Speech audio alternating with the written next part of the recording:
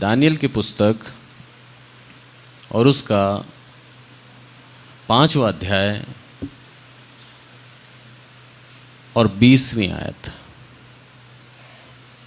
परंतु जब उसका मन फूल उठा और उसकी आत्मा कठोर हो गई, यहाँ तक कि वह अभिमान करने लगा, तब वह अपने राज सिंहासन पर से उतारा गया और उसकी प्रतिष्ठा भंग की गई। धन्यवाद। मैं दोबारा पढ़ता हूँ इसको माइक में कि परंतु जब उसका मन फूल उठा और उसकी आत्मा कठोर हो गई, यहाँ तक कि वह अभिमान करने लगा, तब वह अपने राज सिंहासन पर से उतारा गया और उसकी प्रतिष्ठा भंग की गई। ये किसके लिए लिखा है? कोई बता सकता है? दानियल की पुस्तक हमने पढ़ी है, दानियल की कहानी हम जानते हैं। दानियल परमेश्वर का अभिषिक्त, दानियल और उसके मित्र शद्रक, मेशक और अबेदनगो, ये चारों को चुना गया था बेबीलोन के राजा नबूकदनेस्सर ने। और इनको चुनकर, क्योंकि ये विद्वान थे, ये पढ़े लिखे थे, परमेश्वर ने इनका आदर सम्मान किया और बेबीलोन का राज्य में, जो कि परमेश्वर का भय नहीं मानते थे, ऐसे राज्य में इनको एक अधिकारी पद पे नियुक्त करा। परमेश्वर विपरीत परिस्थितियों में भी हमें आदर सम्मान दे सकता है। उसकी सामर्थ्य में ये, उसकी शक्ति में ये। जब हमें लगता है कि अब सब कुछ खत्म हो गया, अब हमारी सुनने वाला कोई नहीं है, अब हमारे ऊपर अत्याचार ही होगा, हम बंधुआई में चले गए, उस अवस्था में भी हमें अधिकारी पद पे बिठा सकता है। पूरा इस्राएल बेबीलोन के बंधुआई में चला गया, सैनिकों ने सबको बंदी बना लिया और उन बंदियों में से चुने गए थे इन चारों को। आपका विश्वास सर्वशक्तिमान परमेश्वर पर होना चाहिए। परिस्थिति अनुकूल है या विपरीत है, आपको परमेश्वर आदर देगा। जब ये सम्मान दानियल को मिला और उसका पिता बेलशस्सर के विषय में मैं बता रहा हूँ अभी, उसका पिता नबूकदनेस्सर के टाइम पर दानियल को सम्मान मिला, पर बेलशस्सर दानियल को नहीं जानता था। अब देखिए कितनी अद्भुत तरीके से परमेश्वर सम्मान दिलाता है। बहुत ही अच्छी खूबी है इसके अंदर। यहाँ पर बेलशस्सर ने बुलाया कि कोई भी आए और दीवार पे जो लिखा गया है उसको पढ़ के समझा दे। और ये क्या घटना हुई थी, वो घटना मैं थोड़ी सी समझाता हूँ आपको। आप 5 का 5 पढ़ें, पहले 5 का 2 पढ़ें। दाख मधु पीते पीते बेलशस्सर ने आज्ञा दी कि सोने चांदी के जो पात्र उसके पिता नबूकदनेस्सर ने यरूशलेम के मंदिर में से निकाले थे, उन्हें लाया जाए कि राजा अपने प्रधानों और रानियों और रखेलियों समेत उनमें पिए। क्या बोला? जो उसके पिता नबूकदनेस्सर ने क्या करा था, उन पात्रों को निकाला था, पर उन पात्रों का इस्तेमाल नहीं किया था। मंदिर से निकाल के उसने अपने खजाने में रख लिए थे, पर उनको अपवित्र नहीं किया था उसके पिता ने। परमेश्वर के मंदिर के जो पात्र हैं, ये जो पात्र पड़े हैं हमारे मेज के सामने, ये भी पवित्र हैं। हम इनको अपवित्र नहीं कर सकते। और बेलशस्सर राजा ने क्या बोला, जब वो बैठा था और दाख मधु पी रहा था, पीते पीते जब उसका नशा आ गया होगा, तब क्या बोलता है, ले आओ वो पात्र, हम खाएंगे इसमें, हम पिएंगे इसमें। वो पात्र अपवित्र कर दिया। जो पात्र पवित्र किए गए थे परमेश्वर की स्तुति के लिए, उसके भवन में रखने के लिए, उन पात्रों को इस राजा ने अपवित्र कर दिया, अहम में आकर, घमंड में आकर। और क्या सोचा इसने, बोला कौन है इनका परमेश्वर, क्या कर सकता है मेरा, मैं बेबीलोन का राजा हूं। और बेबीलोन का राजा राज्य उस समय बहुत महान था, बहुत पैसे से संपन्न था। आप इसका इतिहास भी पढ़ सकते हैं। संपूर्ण यश था इनके पास, पैसे थे इनके पास, बहुत बड़ी सेना थी इनके पास, और इनकी जो शहरपना थी वो 300 हाथ ऊंची, इतनी बड़ी बाउंड्री के अंदर रहते थे ये। सोचिए 300 हाथ ऊंची, लगभग आज के अगर फुट में नापा जाए तो 450 फुट ऊंची दीवार चारों तरफ। कोई दुश्मन आ सकता है अंदर? ऐसे बड़े किले के अंदर इस तरह से रहते थे लोग, डरेंगे किसी से? ये अभिमान ले डूबा बेलशस्सर को। हमारे पास क्या है, यदि उस चीज का अभिमान हमारे अंदर आ गया तो ये ध्यान रखना, परमेश्वर आपसे घृणा करना चालू कर दिया।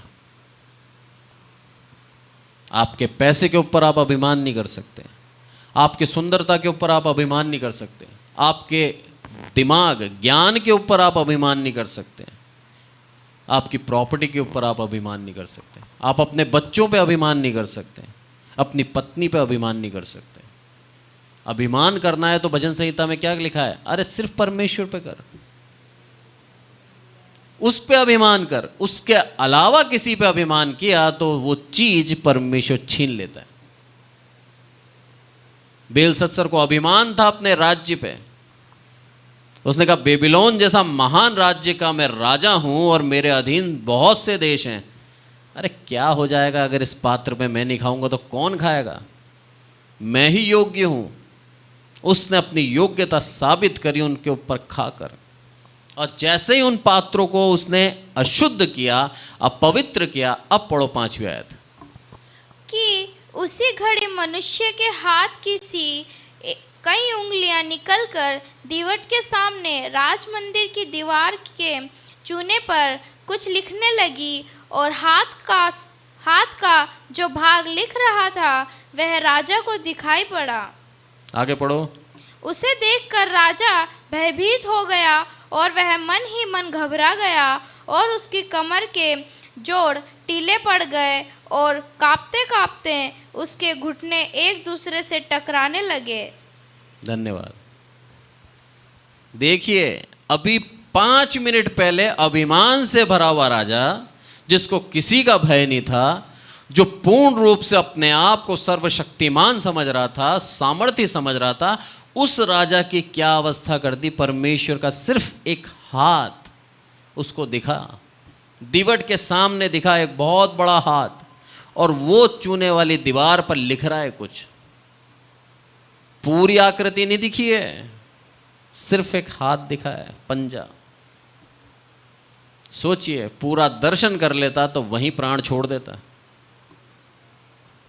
सिर्फ एक हाथ ने उसको इतना भयभीत कर दिया। लिखा है उसके कमर के नीचे का जोड़ ढीले पड़ गए और उसके घुटने आपस में टकराने लग गए। ये वही राजा है जो कई राज्यों के ऊपर राज्य कर रहा है। ये वही राजा है जिसके पास अद्भुत तरीके से धन है, शोहरत है, सब कुछ है। ये वही राजा है जिसको अभिमान था। इसके अभिमान को प्रभु ने एक चुटकी में खत्म कर दिया। भयभीत हो गया, डर गया, कांपने लगा। सोचिए, इसके संग जो बैठे होंगे उन्होंने क्या सोचा होगा इसके बारे में? बोले तो इतना शूरवीर कहलाता था, इसको तो इतना घमंड था, ये तो थर-थर कांप रहा है, ये कैसा राजा हमारा। बेइज्जती करा दी प्रभु ने 5 मिनट में। जब हम उसके सामानों का, उसके भवन का हम आदर मान नहीं करते तो ये याद रखना, प्रभु हमारा अनादर कभी भी कर सकता है। हमें उसका आदर करना आना चाहिए अपने जीवन में। उसकी पवित्रता की पवित्र कितना है हमें मालूम होना चाहिए, तभी परमेश्वर हमारा आदर सम्मान करेगा। ये तो ऐसे नहीं करेगा। जब हम उसका आदर सम्मान पूर्ण रूप से करते हैं तब वो हमारा आदर करता है, हमें ऊपर उठाता है। दानियल ने हर अवस्था में उसका आदर सम्मान किया। उसको शेर की मान में डाल दिया गया, प्रभु तू महान है। उसके विरुद्ध षड्यंत्र हुआ, प्रभु तू महान है। आदेश निकाल दिया गया कि कोई भी पर राजा को छोड़ किसी और को नहीं पूजेगा 7 दिन। उन्होंने कहा मैं तो मेरे परमेश्वर को पूजूंगा। मैं उसी से आराधना करूँ, मैं उसी से प्रार्थना करूँगा, मैं नहीं पूजूं किसी राजा को। उसका वो निर्णय परमेश्वर की दृष्टि में महान था। अपने प्राणों से अधिक परमेश्वर से प्रेम था उस दानियल को।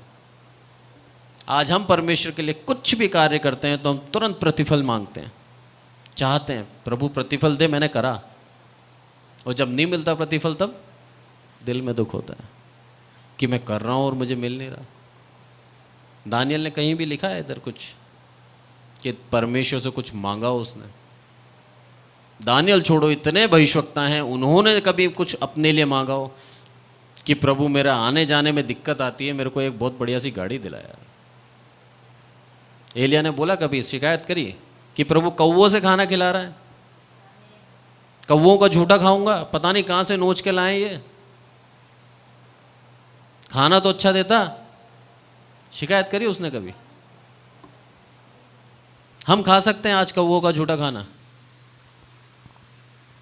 अगर कौवा छोड़ के भी चला गया ना सामने तो भी नहीं खाएंगे। पर उसी के लिए एलिया ने धन्यवाद दिया।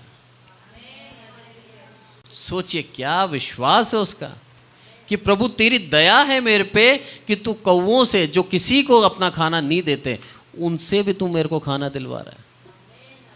दानियल के ऊपर क्या दया थी?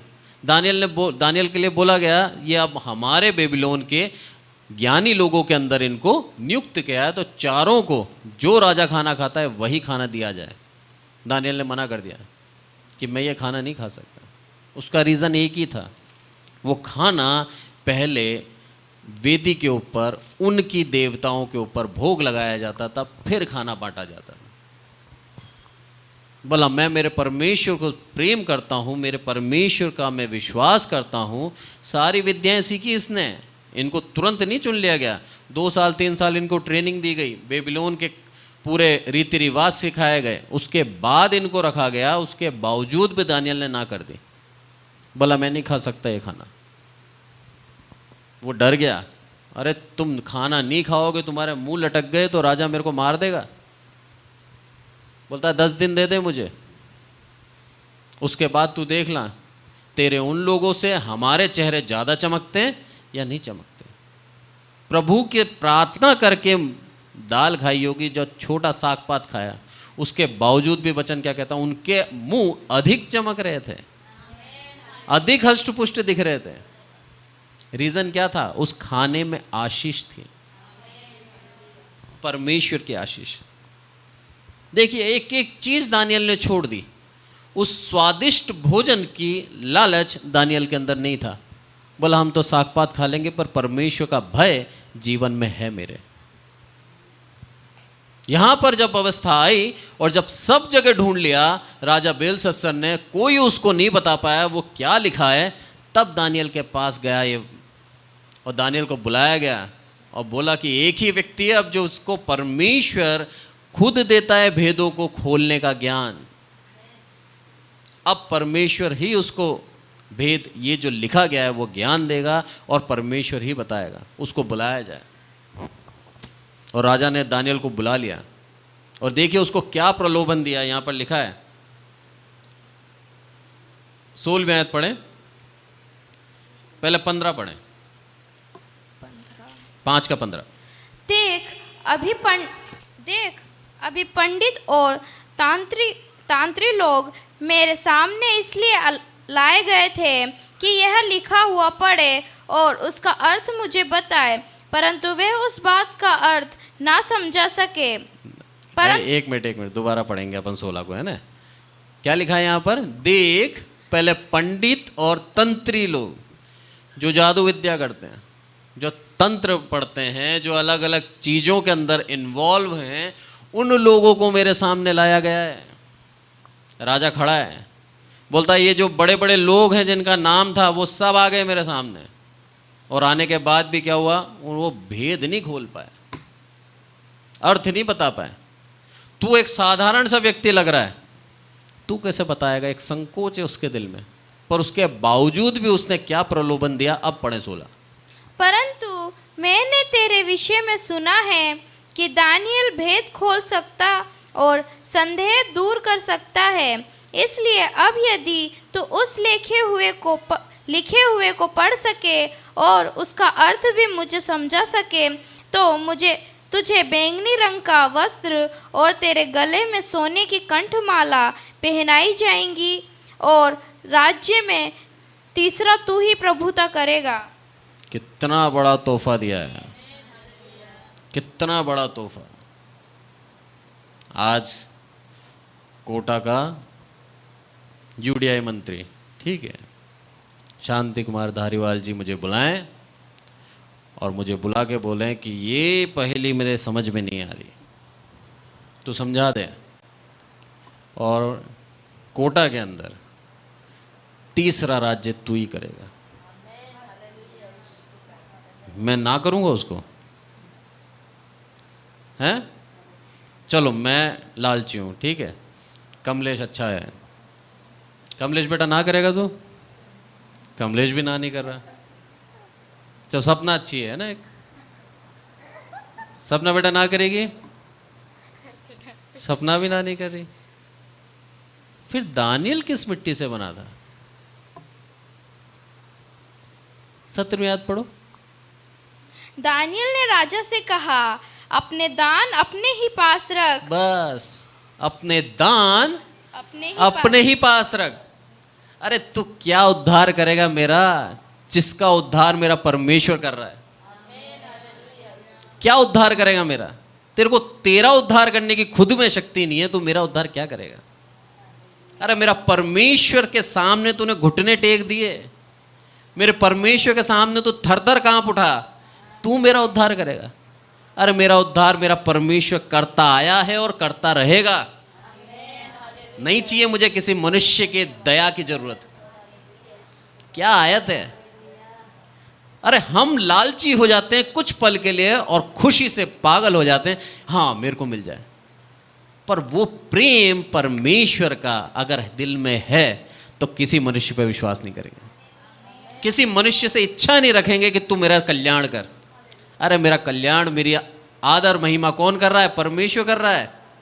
उसने मुझे इस योग्य बनाया कि तेरे सामने मुझे खड़ा किया गया, क्योंकि तेरा काम भी नहीं चल रहा उसके बिना।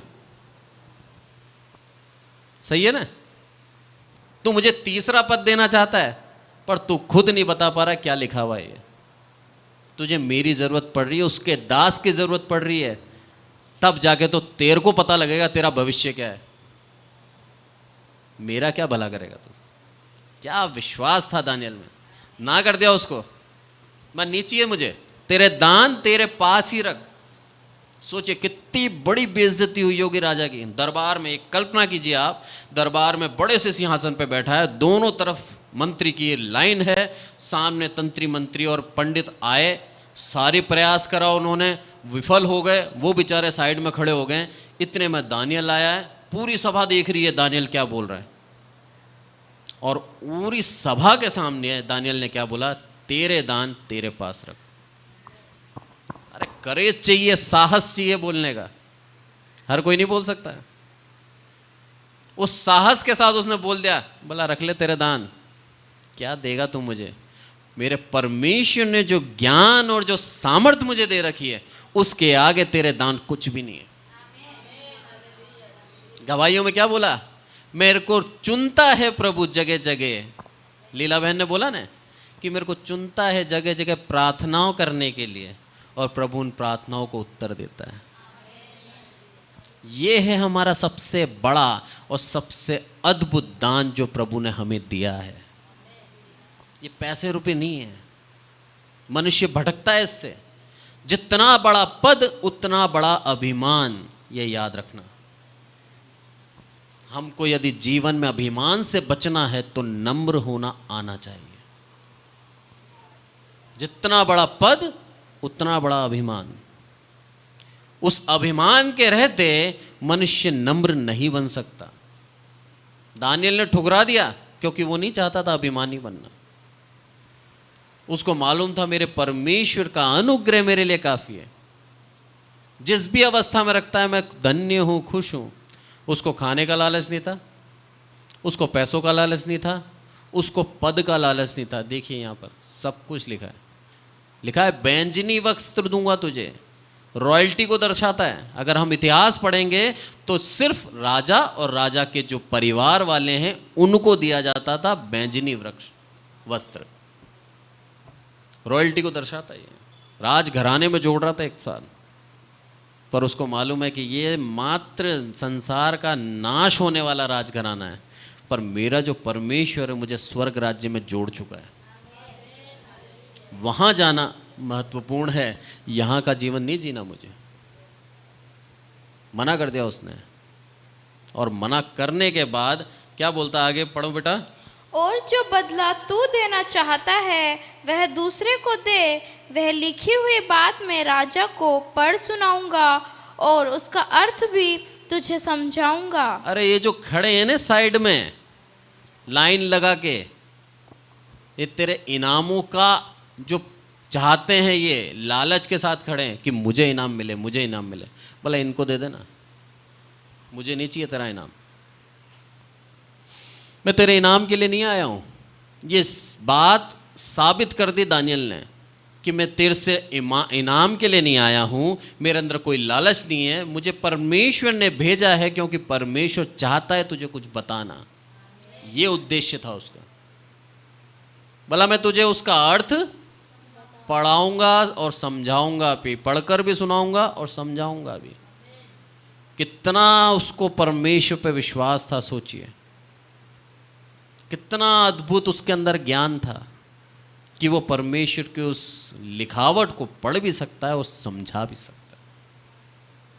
इसीलिए यहाँ पर अब 20वीं आयत में क्या लिखा है मालूम है, कि नीचे का भाग पढ़ें बेटा इसका, तब वह अपने 20 का, तब वह अपने राज सिंहासन पर से उतारा गया और उसकी प्रतिष्ठा भंग की गई। अब समझ में आएगा आपको।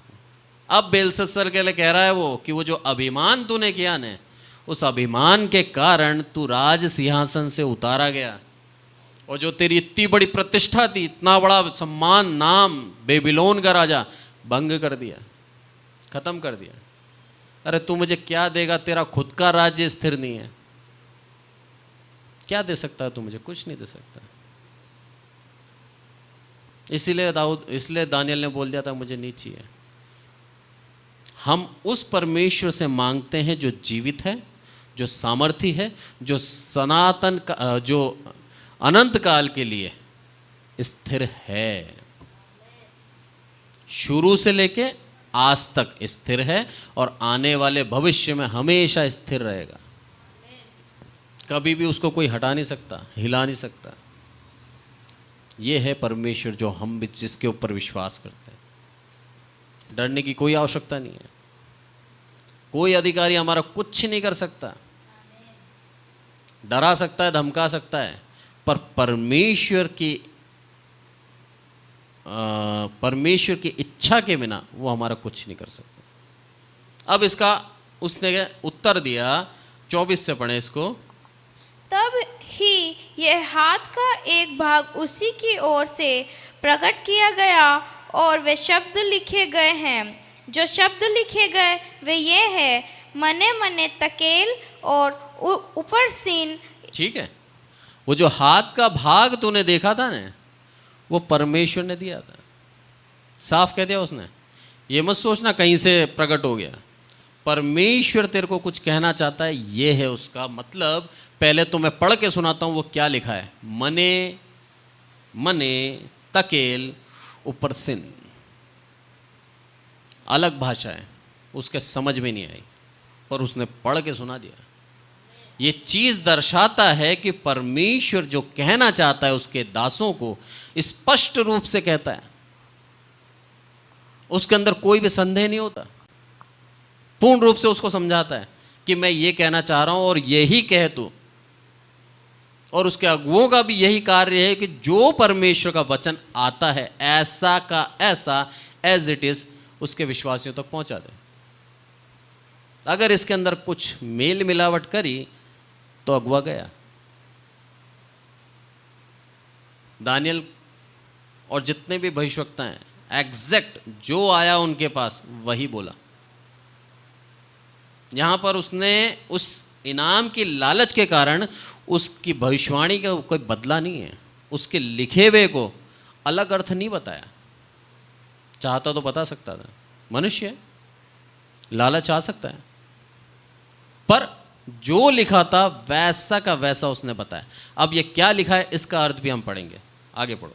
इस लेख का अर्थ यह है, मने अर्थात परमेश्वर ने तेरे राज्य के दिन गिनकर उसका अंत कर दिया है। मने मतलब परमेश्वर, परमेश्वर ने तेरे राज्य के दिन गिनकर उसका अंत कर दिया।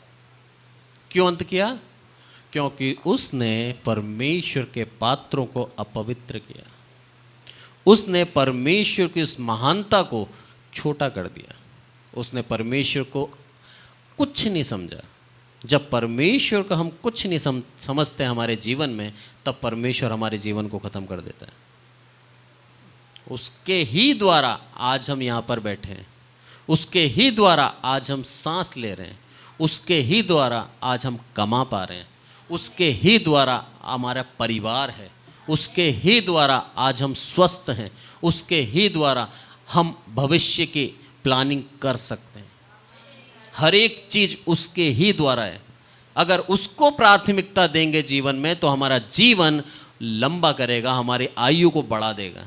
पर जब हम उसका आदर मान खत्म कर देते हैं और अभिमानी बन जाते हैं, तो फिर अपना हाथ वो हम पे से हटा लेता है और हमको खत्म कर देता है। बेलशस्सर जिसके पास कोई कमी नहीं थी, वैभव की, पैसों की, और जो चाहे वो ला सकता था, उसके लिए उसने क्या कह दिया, तेरे को मैंने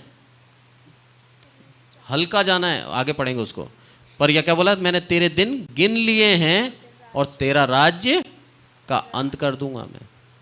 सोचिए, जिसके पास बहुतायत है, जो सोचे वो ला सकता है, उसके दिन भी उसने खत्म कर दिए।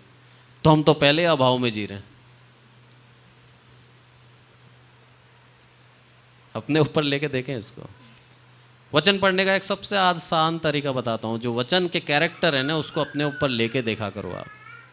मैं होता तो क्या होता है, दोनों तरफ से आपको बहुत अच्छी बाइबल समझ में आएगी, कभी नहीं भूलोगे। पर अगर आप दूसरों के लिए लेके सोचोगे ना, आप वचन भी भूल जाओगे और बाइबल भी आपको उल्टी दिखेगी। वचन कहता है दो-धारी तलवार अपने ऊपर लो, पर जैसे ही वचन आते हैं ना कड़वे, तुरंत हम क्या, उसके लिए लिखा है, वो बहुत घमंडी है। क्यों भाई, उसके लिए क्यों लिखा?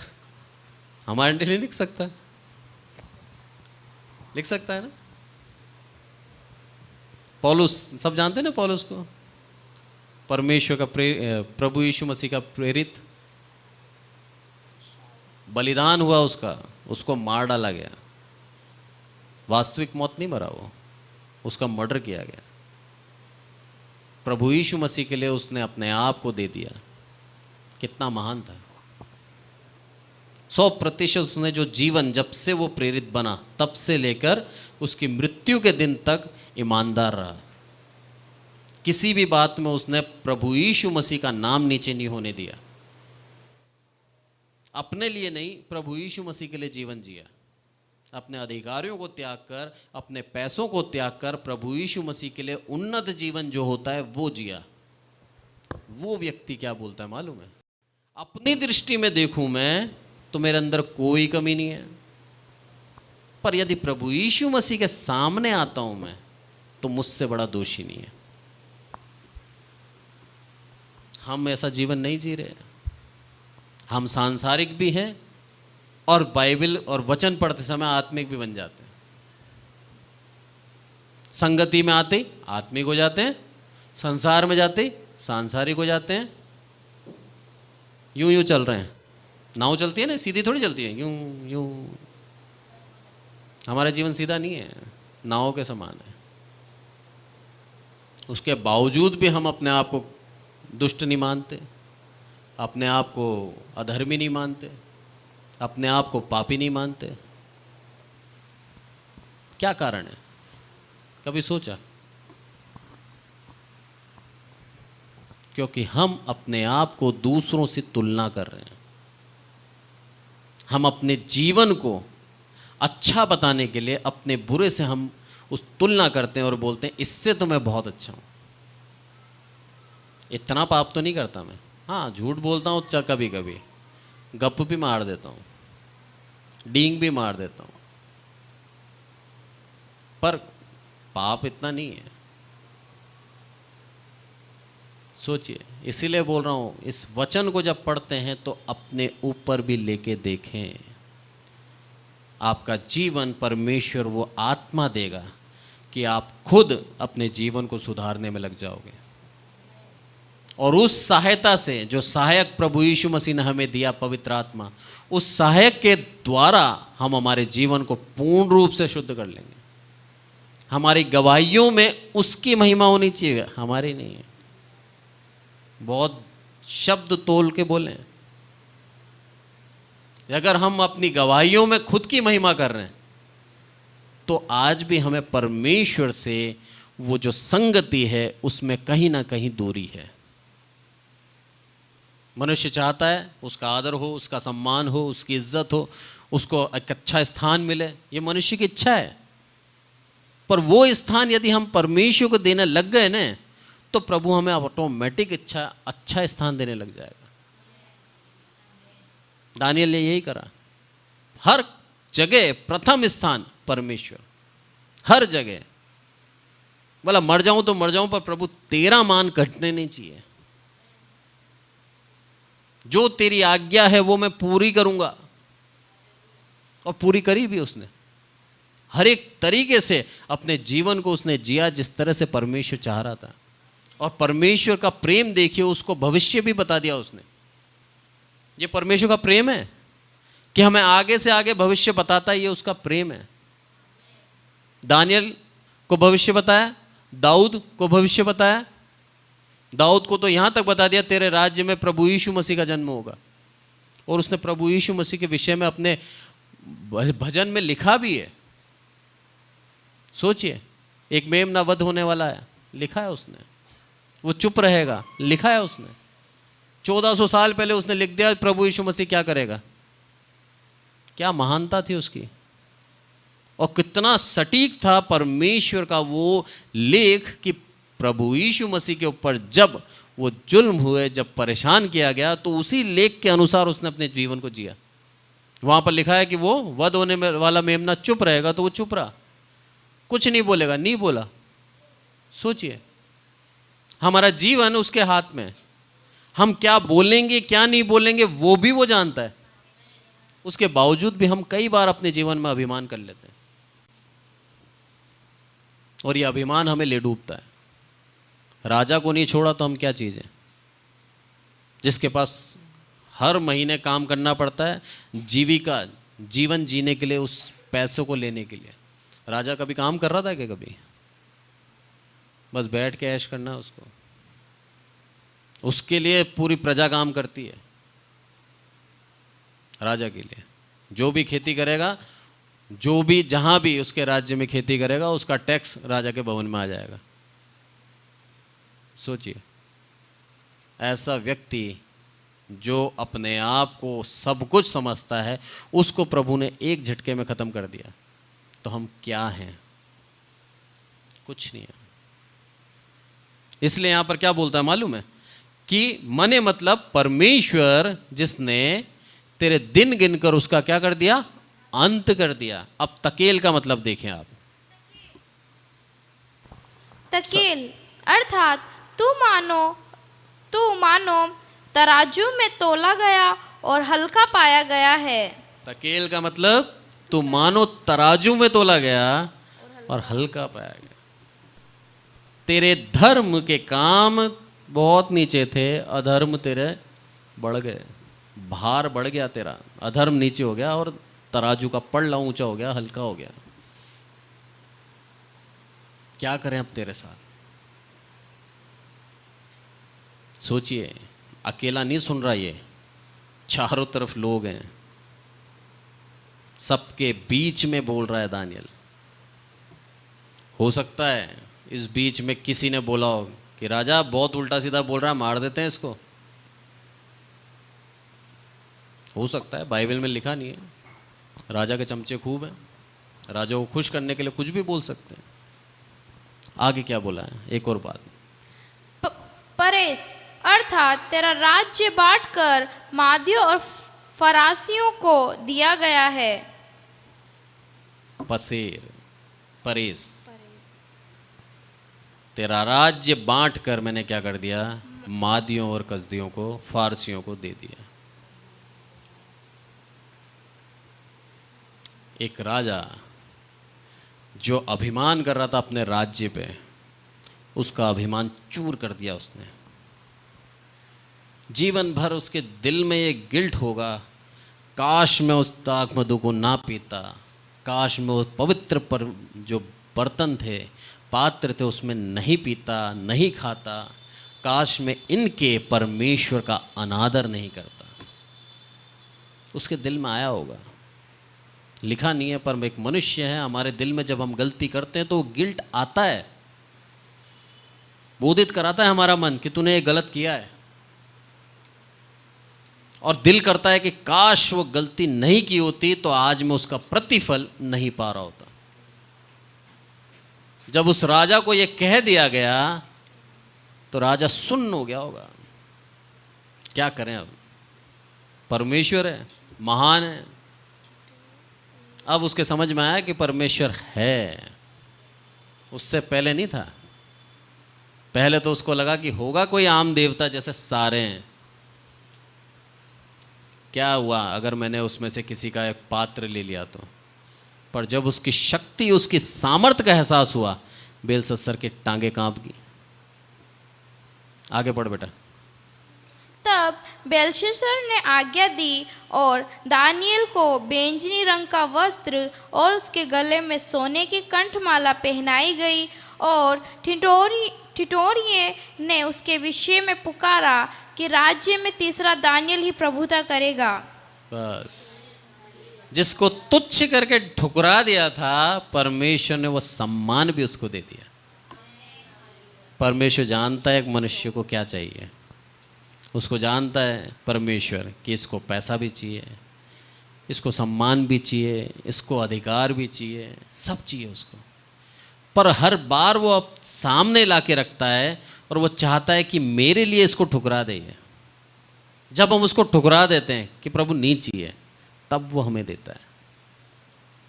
पर जब तक हम उसकी चाह रखते हैं कि मिल जाए मिल जाए मिल जाए, नहीं मिलेगा। आप चाह रखते रखते मर जाओ, नहीं मिलेगा। होता है ना, बहुत से प्रार्थना करें साहब 20 साल से 30 साल से मिल ही नहीं रहा। क्यों? परमेश्वर को पाने की प्रार्थना नहीं है, उस वस्तु, उस चीज को पाने की प्रार्थना है।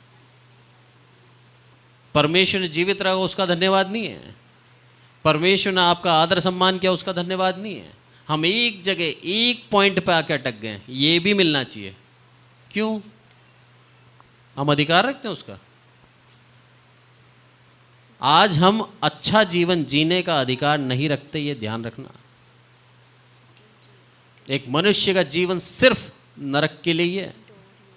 वो तो प्रभु यीशु मसीह की करुणा और अनुग्रह हम पर हो गया, इसीलिए आज हमें आदर मिल रहा है और एक अच्छा जीवन जी रहे हैं। अगर उसका अनुग्रह नहीं होता ना हम पर, हम कब के खत्म थे। तो हम उस चीज का धन्यवाद दें कि प्रभु तूने जिस अवस्था में रखा है वो भी उस लायक भी नहीं था मैं, पर तूने, तेरा धन्यवाद हो, इस जगह पे तो रखा। आज मुझे मांगना तो नहीं पड़ रहा किसी के आगे। आज सोने के लिए मेरे पास छत तो है, भले किराए की सही, पर है। सड़क पे नहीं सो रहा मैं। मुझे याद है मेरा एक फ्रेंड, मैं बताता हूँ आपको, जिसके पीने की आदत थी, घर वालों ने निकाल दिया मार के कि सुधर जाए, शायद चला गया। फुटपाथ पे सोना चाहा उसने, नहीं डिवाइडर होते हैं जो सड़कों के बीच में। जैसे ही वहाँ पर लेटा वो, वहाँ से एक भिखारी आया कि बोलता है ये जगह मेरी है, आगे सर। तब मुझे पता लगा कि सच में ये जगह बटी हुई है, यहाँ भी आप अधिकार नहीं जता सकते। मैं हिल गया, मैंने कहा सच में? बोला हाँ, भगा दिया। बोला इनकी जगह भी बटी हुई है। पुलिस ने पकड़ा उसको, रात भर थाने में बिठाया, फिर सुबह छोड़ा। पर आप देखिए, उस जगह पे भी हम अधिकार नहीं दिखा सकते, और प्रभु ने हमें उत्तम घर दिया है। गर्मी लगती है कूलर चला लेते हैं, ठंडी लगती है आग जला लेते हैं, जाना नहीं पड़ रहा कहीं। कोई ये नहीं बोल रहा कि हट ये मेरी जगह। प्रभु का धन्यवाद हो, हम उसका नाम प्रथम रखें अपने जीवन में। हमेशा हमारे जीवन से परमेश्वर की आदर और सम्मान होना चाहिए। अगर हमने कहीं भी उसका अपमान किया तो तैयार रहें आपके जीवन में अनादर के लिए। या तो माफ़ी मांग ले, प्रभु दयालु है, दया का सागर है, वो माफ़ कर देगा।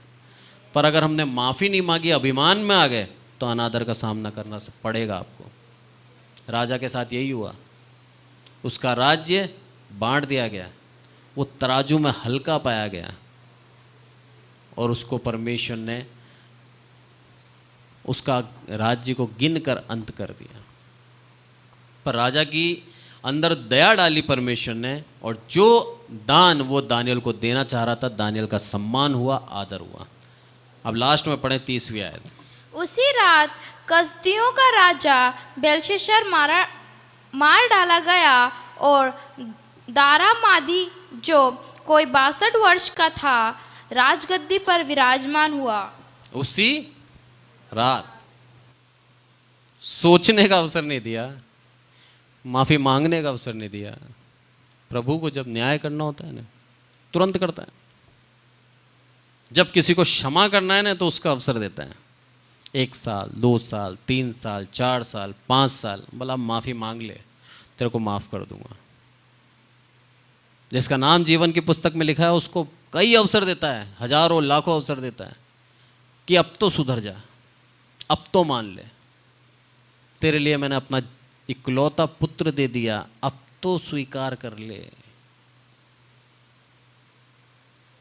राह देखता है एक आत्मा और जुड़ जाए स्वर्ग राज्य में। जैसे आज की गवाही में बोला कि कई हमारे परिवार के अंदर मसीह को नहीं जानते। कई लोग हैं जो आज तक मसीह पे विश्वास नहीं करते। मैं कह रहा हूँ आप लोगों के लिए बहुत सुनहरा अवसर है, और परमेश्वर ने आपको चुना है कि आप अपने परिवार में मसीह के प्रेम को बताएं, उनको भी लाएं।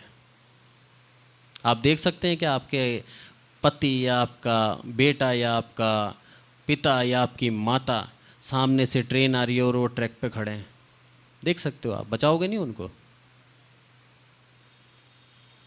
यदि वो अविश्वास में जी रहे हैं तो उसी ट्रैक पे खड़े हैं वो। आपका फर्ज बनता है, कर्तव्य बनता है कि उसको वचन में से सिखाएं, समझाएं, उसको उस मृत्यु से बचाएं जो अनंत काल की है।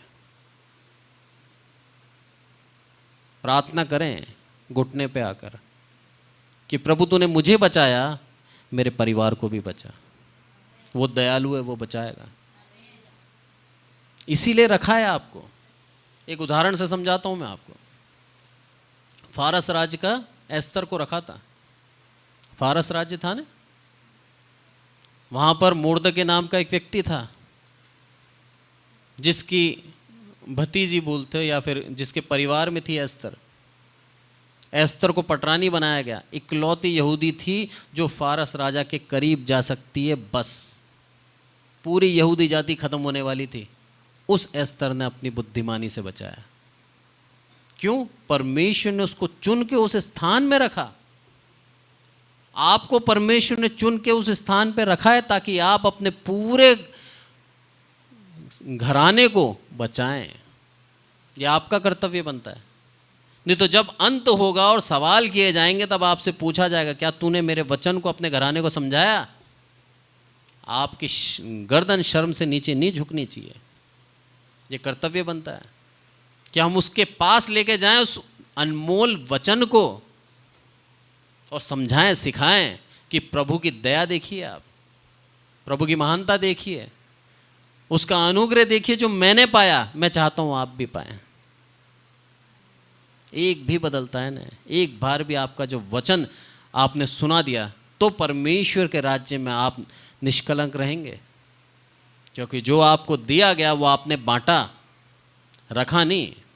उदाहरण दिया था ना, 2 तोड़े, 5 तोड़े, 3 तोड़े, तो आप उस 1 तोड़े के समान ना रहें कि जो प्रभु तूने दिया वो मैंने ज़मीन में गाड़ दिया था और ले तेरा वापस। प्रभु नहीं चाहता। प्रभु चाहता है जो आपको दिया उससे आप डबल करें। आपकी आत्मा बचाई, आप एक और आत्मा बचाएं। उससे कहें एक और आत्मा बचाएं, उससे कहें एक और आत्मा बचाएं, तब प्रभु आपसे खुश होगा। प्रभु चाहता है हर एक के दिल में ये आज मैं चाहता हूं कि परमेश्वर का आत्मा ये काम करे और उस बोझ के साथ वो उस जीवन में निर्णय ले कि प्रभु तूने मुझे उस भवन में इसीलिए रखा, उस घर में इसीलिए रखा ताकि मैं मेरे पूरे घराने को बचा सकूं। और प्रभु बचाएगा। आज के वचन से हम यही सीखते हैं। हमारे जीवन की बहुतायत के कारण, अधिकाई के कारण, पैसों के अधिकाई या सम्मान कुछ भी हो, उसमें अभिमान करके हम परमेश्वर का अनादर कभी ना करें। अगर करते हैं तो प्रभु हमें नाश कर देगा। लिखा है वचन में 62 वर्ष का राजा नियुक्त हुआ। 62। ये नबूकदनेस्सर का पुत्र बेलशस्सर जवान था। उस जवान को एक 62 वर्ष के वृद्ध ने हरा दिया। हमारी ताकत पे भी हम भरोसा नहीं कर सकते। परमेश्वर हमें आज के वचन से यही सिखाता है। आइए अपने सरों को झुकाएं, आंखें बंद करें, पूरी कलीसिया मिलकर प्रार्थना करें। हे मेरे प्रभु, आपका बहुत बहुत धन्यवाद ईश्वर। मेरे प्रभु, सच में मेरे प्रभु, आज का जो वचन है वो हमें ये सिखाता है ईश्वर कि सारी आदर महिमा आपको दें हम। मेरे प्रभु, आपके लिए ही हम जीते आए हैं और आपके लिए ही जिए ईश्वर।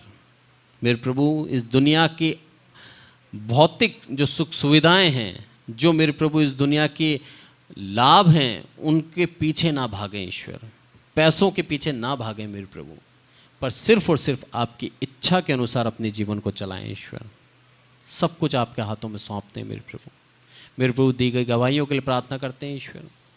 वंदना बहन की, उस बहन के लिए प्रार्थना करते हैं ईश्वर जिनके लिए उन्होंने जिक्र किया ईश्वर, उनको सही रखना है ईश्वर। लीला बहन के लिए प्रार्थना करते हैं ईश्वर। और मेरे प्रभु, पूजा बहन के लिए प्रार्थना करते हैं ईश्वर, जो मेरे प्रभु जो जिक्र किया उन्होंने उस बहन का, जो 15 साल से माँ नहीं बन पाई ईश्वर। आपकी दया, आपकी करुणा उसके जीवन में हो ईश्वर।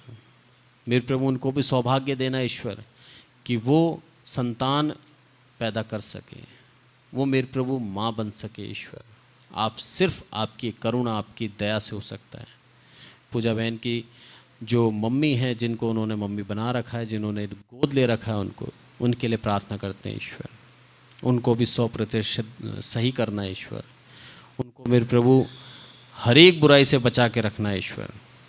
उमेश बहन के लिए प्रार्थना करते हैं ईश्वर। उनके हस्बैंड बार बार मेरे प्रभु निर्णय लेते हैं, वो चाहते हैं सुधरना ईश्वर। वो चाहते हैं हर एक प्रकार से मेरे प्रभु अपने जीवन को सच्चाई से चलाएं, हर एक प्रकार की बुराई से बचा के रखें ईश्वर। आपका आत्मा उनको देना ईश्वर। मेरे प्रभु, आपके आत्मा के द्वारा मेरे प्रभु वो उन निर्णयों को पूर्ण करने पाएँ ईश्वर। और मेरे प्रभु, जो केस में उलझे हुए हैं ईश्वर, उस केस से मेरे प्रभु उनको बरी करना ईश्वर। आपकी दया, आपकी करुणा से हो सकता है ईश्वर। हमारे अंदर कोई खूबी नहीं है ईश्वर।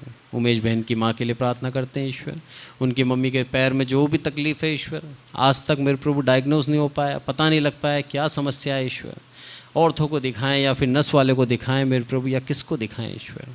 मेरे प्रभु, आप 100% वैद्य हैं हमारे ईश्वर। आप ही मेरे प्रभु हमारे डॉक्टर हैं ईश्वर। आपके समीप हम लेके आते हैं उन माँ को ईश्वर, आपके समीप लाते हैं उस दासी को मेरे प्रभु कि वो पूर्ण रूप से उस चंगाई को महसूस करने वाली हो ईश्वर, उस चंगाई को प्राप्त करने वाली हो ईश्वर। और इस कलीसिया में आकर आपका धन्यवाद दें ईश्वर।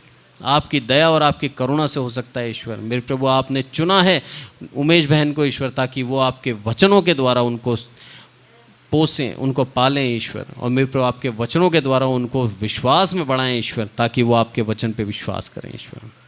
मेरे प्रभु सब कुछ आपके हाथों में सौंपते हैं ईश्वर, यहाँ के हर एक बच्चों को आपके हाथों में सौंपते हैं ईश्वर। उनको मेरे प्रभु आपने एक अच्छा जीवन दिया है ईश्वर, मेरे प्रभु अच्छा एक मन दिया है ईश्वर, आपके वचनों को वो याद करते हैं ईश्वर, और आपके वचनों को इस कलीसिया में सुनाते हैं मेरे प्रभु। इसलिए आपका बहुत बहुत धन्यवाद ईश्वर। मेरे प्रभु आने वाले दिनों में 10th का रिजल्ट आएगा ईश्वर, इस स्कूल के रिजल्ट को आपके हाथों में सौंपते हैं मेरे प्रभु। हमारे बच्चों में कोई खूबी नहीं थी ईश्वर, कोई बुद्धिमान नहीं थे मेरे प्रभु, पर आपकी दया और आपकी करुणा से एक अच्छा रिजल्ट की उम्मीद चाहते हैं ईश्वर। इस स्कूल के लिए मेरे प्रभु एक अच्छा रिजल्ट मिले ईश्वर, और मेरे प्रभु साथ में जितने भी बच्चों ने, इस चर्च के बच्चों ने जो 10th का एग्ज़ाम दिया, सपना है, और जितने भी बच्चे हैं ईश्वर, सबके रिजल्ट को आपके हाथों में सौंपते हैं। एक उत्तम रिजल्ट मिले ईश्वर, बच्चों के जीवन में खुशियाँ आए ईश्वर, उनकी मेहनत का अच्छा प्रतिफल मिले ईश्वर, यही हम चाहते हैं ईश्वर। मेरे प्रभु सारी आदर महिमा आपको देना चाहते हैं ईश्वर, हम घटें आप बढ़ें ईश्वर। प्रभु यीशु मसीह के नाम से मांगते हैं, आमीन।